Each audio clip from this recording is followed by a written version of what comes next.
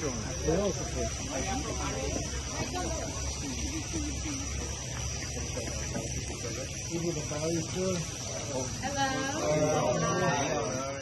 York City mayor Eric অ্যাডামসের সাথে রয়েছে বাংলাদেশি কমিউনিটি।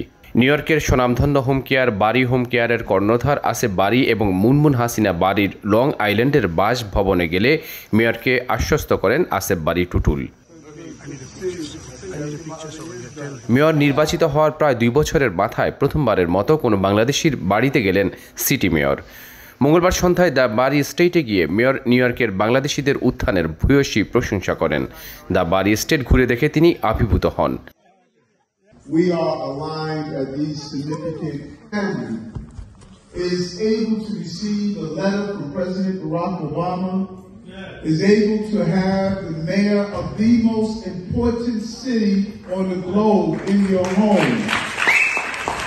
আসিফ বারীর প্রশংসা করে মেয়র বলেন, বাংলাদেশিরা ব্যবসা বাণিজ্যে অভাবনীয় সাফল্য দেখাচ্ছে, তা ইতিবাচক এবং অনেক লোকের কর্মসংস্থান সৃষ্টি করে তা প্রশংসার দাবি রাখে। দ্য বারি স্টেট মিলনায়তনে আয়োজিত অনুষ্ঠানে স্বাগত বক্তব্য রাখেন আসিফ বারী এবং মুনমুন হাসিনা বারী।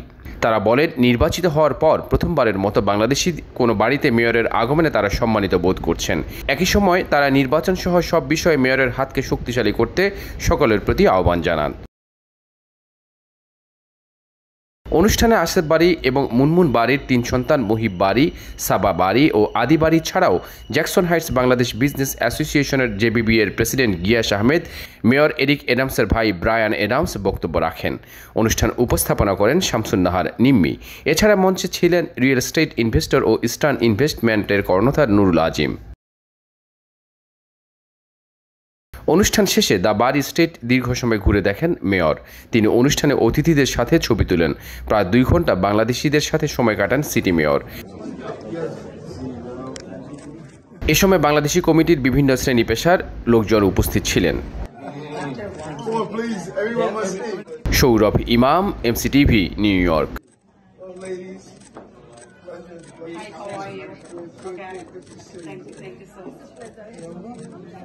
Thank you very